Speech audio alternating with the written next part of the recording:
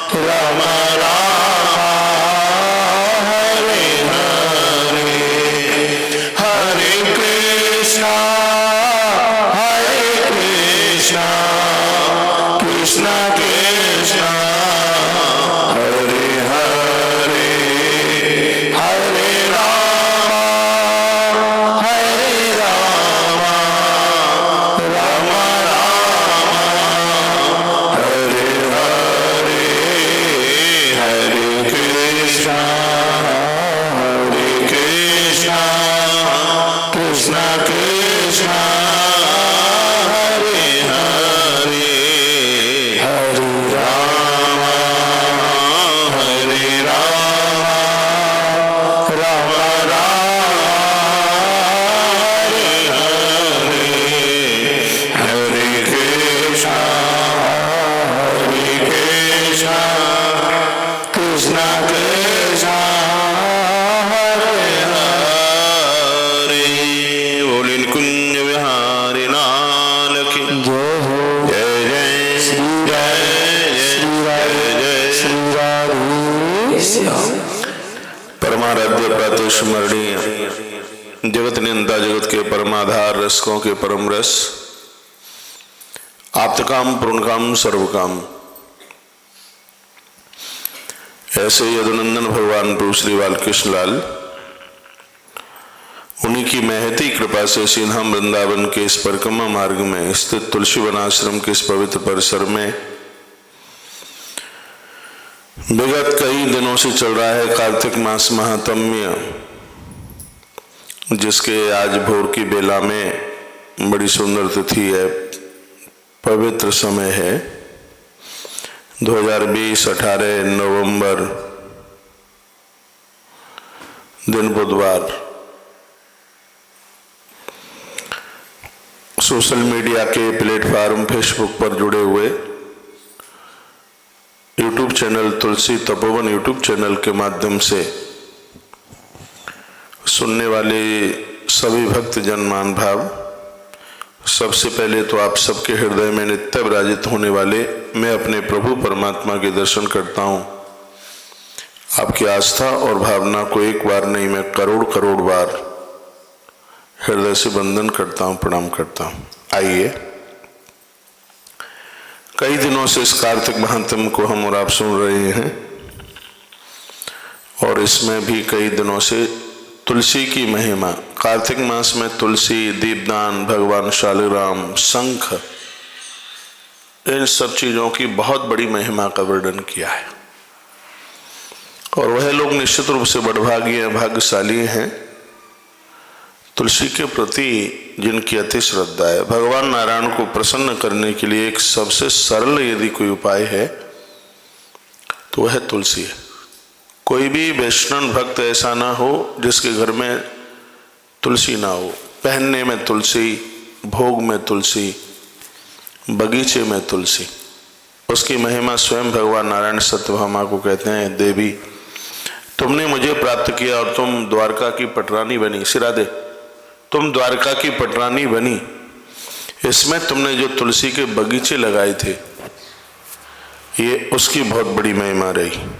आइए, कथा सुनाई जा रही है। प्रातस्नात्वा शुचिर भूत्वा कार्तिके विष्णु तत्पर देव दामोदरम पूज्य कोमलै तुलसी दलै सतमोक्षमाप्नोति नात्र कार्या विचारणा। जो भी लोग मंदिर भी दर्शन करने को जाते हैं, मंदिरों में प्राय तुलसी होती है, तुलसी को वंदन करें, प्रणाम करें। सुबह स्नान के तत्पश्चात, क्या सुंदर बात कही है, बिना नहाए हुए तुलसी को मत छूना। बहुत लोग जानकारी होती नहीं है, नहाते बाद में पहले पूजा के लिए तुलसी तोड़ के ले आते हैं। इस ग्रंथ में तो यह भी लिखा है कि बिना स्नान किए देवताओं के लिए पुष्प भी नहीं तोड़ सकते, फूल भी नहीं तोड़ सकते, पहले स्नान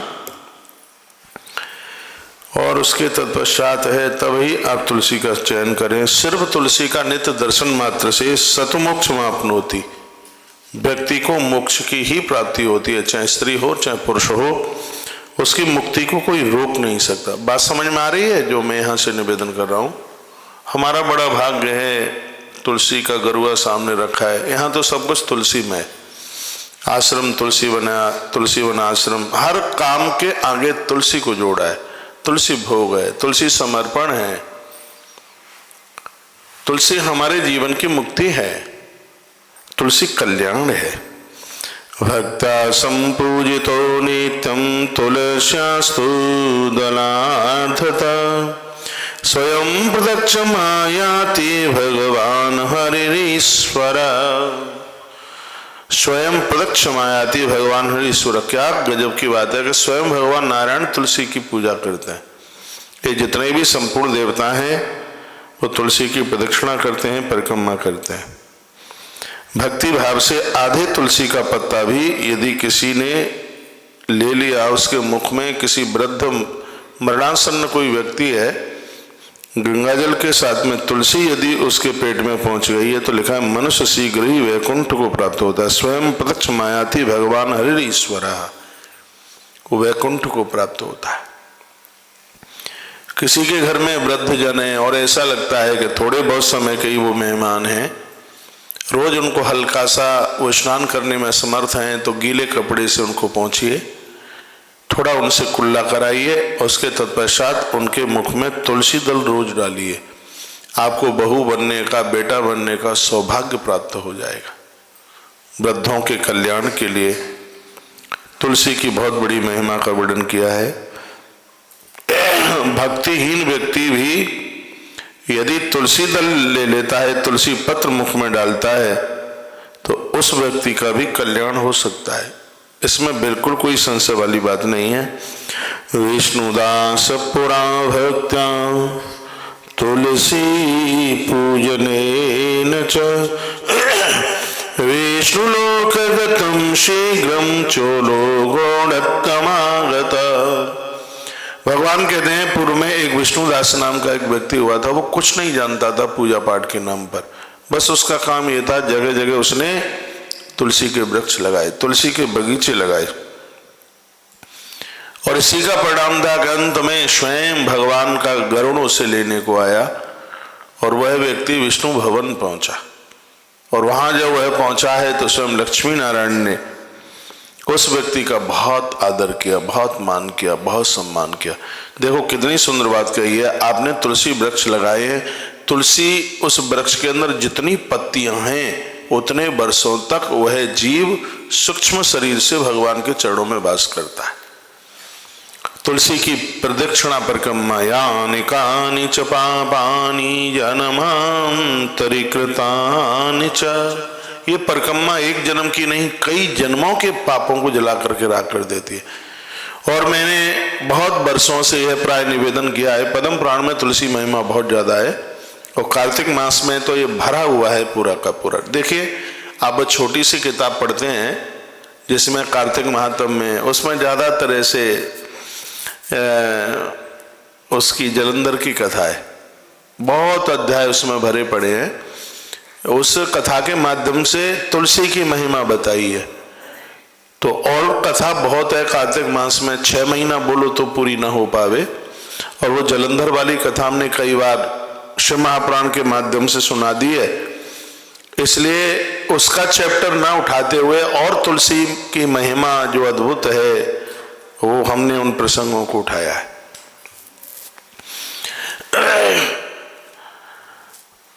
तुलसी की परिक्रमा तुलसी के पत्तों से लगाई जाए, बहुत प्रभावशाली। भगवान शालिग्राम को जब स्नान कराएं तो उसमें तुलसी पत्र डाले जाएं तो उसकी बहुत बड़ी महिमा है।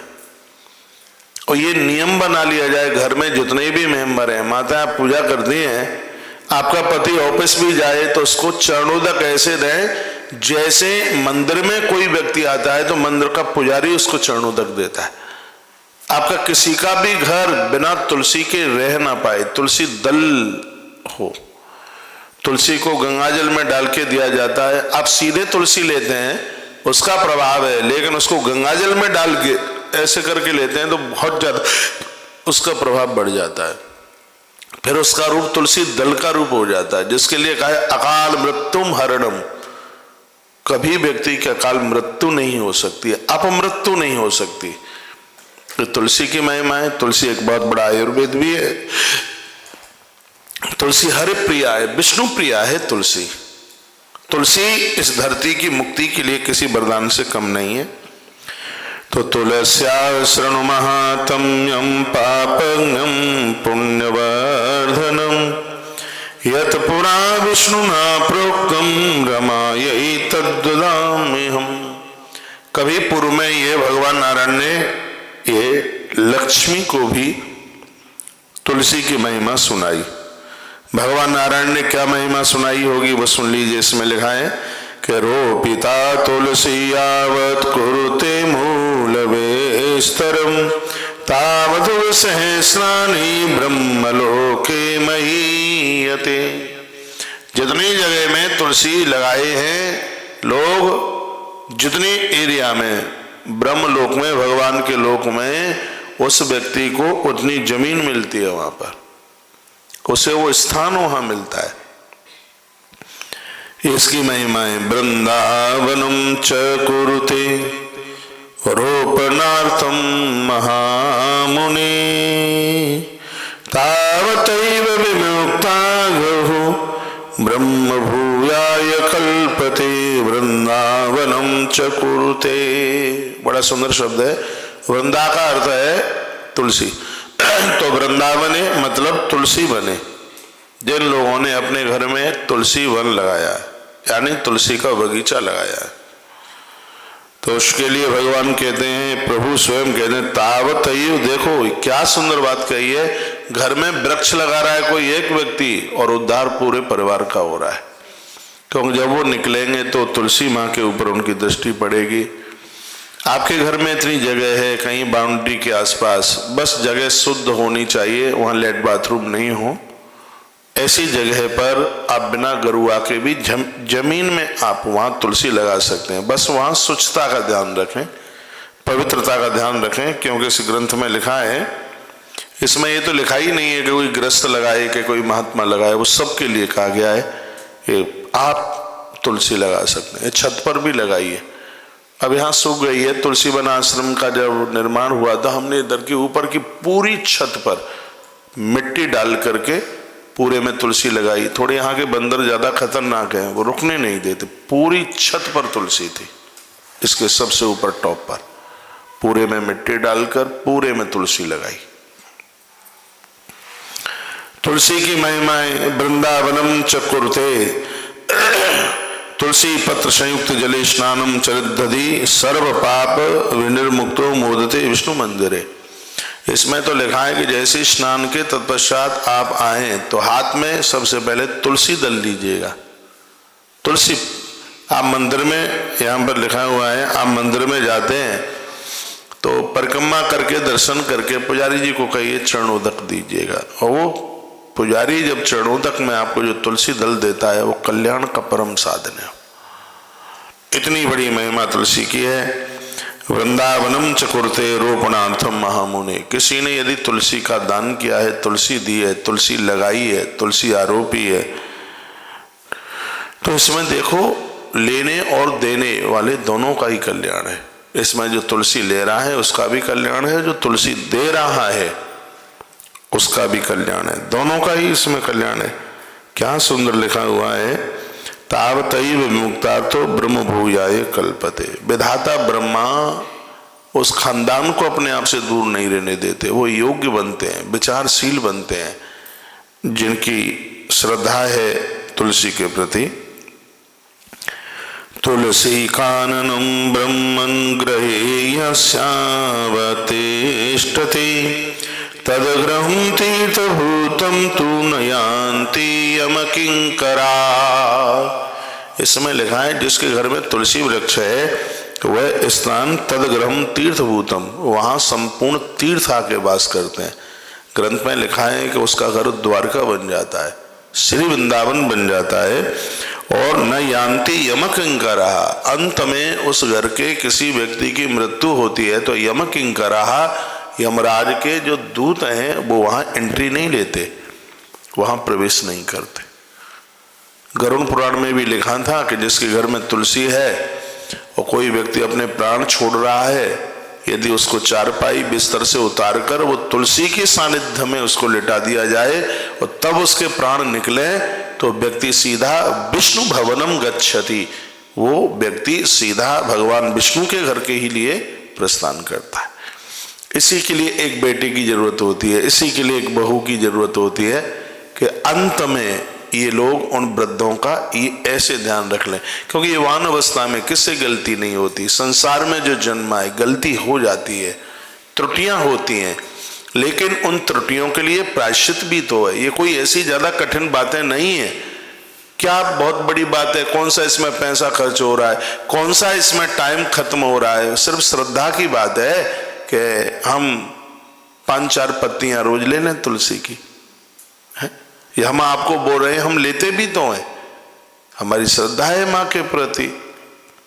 आज इस भूमि पर आप बैठे हैं, ये माँ तुलसी का वरदान है।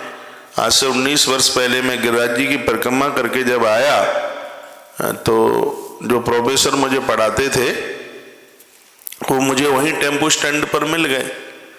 प्राचार्य थे मेरे कॉलेज के उस समय के, संस्कृत महाविद्यालय के, रंगलक्ष्मी विद्यालय यहाँ वृंदावन में। तो मैं उनके यहाँ किराए से रहता था। मैं गिरिराज जी की परिक्रमा करने को गया, वापिस ही मैं वो मुझे उधर ही मिल गए टेम्पो स्टैंड के पास। मैंने उन्हें प्रणाम किया, चरण स्पर्श किया। उन्होंने कहा बेटा एक प्लॉट है देख लो। रात को 8:30 बज रहा था। एक प्लॉट है देख लो, यदि तुम्हें जरूरत है, बहुत दिन हो गया है तुम्हें किराए से रहते हुए। मैंने कहा गुरुजी जरूरत तो है, भावना तो थी कि एक आश्रम बनाएंगे। कभी ये तो सोचा नहीं था कि घर बनाएंगे, आश्रम बनाएंगे। ये मेरे विद्यार्थी काल से ही चल रहा था। तो रात्रि को रहते तो हम किराए से ही थे, यदा कदा कथाएं भी चलती थी। गाड़ी उस समय भी थी, 4 व्हीलर किराए पर था। रहने को जगह नहीं थी पर चलने को गाड़ी जरूर थी, भगवान ने वो करी थी कृपा। तो हम गिरिराज जी की परिक्रमा करके आए। हमने कहा गुरुजी आप इसी में बैठ जाइए। तो जहाँ आज आप बैठे हम यहाँ आए। रात को 8:30 बज रहे थे।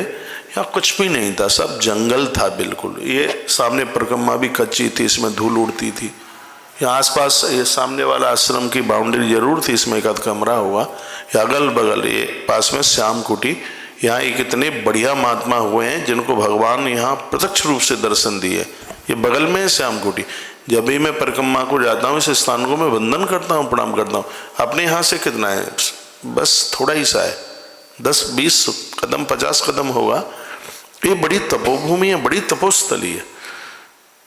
एक बार ये जमुना जी आ गई थी यहाँ पर। बाबा श्यामदास जी महाराज अपनी तपस्या में थे। तो श्यामदास जी ने कहा माँ ये सब ऐसे ही हो जाएगा, सब दिक्कत हो जाएगी माँ, अब तुम वापस हो जाओ।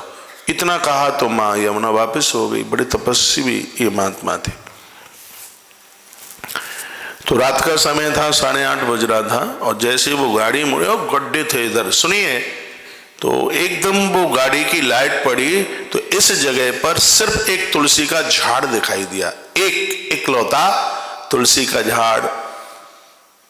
तो वो पूछे कि कैसी जमीन लगी है? मैंने कहा बैकुंठ से भी बढ़ के लगी है। वो गड्ढा था जहां हम बैठे हैं, यहां से तो ये बहुत नीचे था। बात हुई, ये ली, फिर इसका नाम ही तुलसी वन रख दिया गया।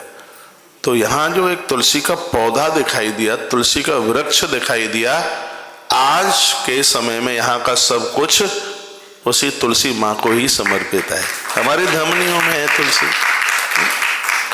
मैं एक सन्यासी का चेला हूँ। मेरे गुरुजी सन्यासी हैं, परम सन्यासी हैं, और लेकिन ये परम वैष्णव है। सन्यासी होते हुए भी रामकृष्ण के पुजारी है। इनके इष्ट भगवान बद्रीनाथ हैं। मेरे महाराज जी तुलसी और रुद्राक्ष दोनों पहनते हैं। ये भगवान शालिग्राम के पुजारी हैं। सन्यासी आग नहीं छूता। तो महाराज जी कहते हैं फिर ऐसे सन्यास का होगा क्या जब हम अग्नि देव को, यज्ञ नारायण को ही न छू पाए। महाराज जी के आश्रम में 365 दिन हवन होता है, यज्ञ होता है। हमने महाराज श्री जी के मुख से शालिग्राम भगवान की महिमा के बारे में बहुत कुछ सुना है। तुलसी माँ की महिमा के बारे में बहुत कुछ सुना है।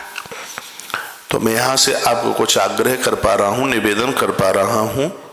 वो यह मेरा निवेदन है, आप सब सनातनी वैष्णव लोग हैं, आप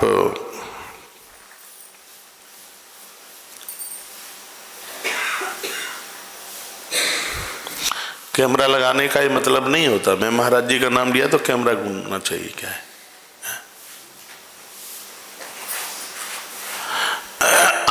परम वैष्णव जन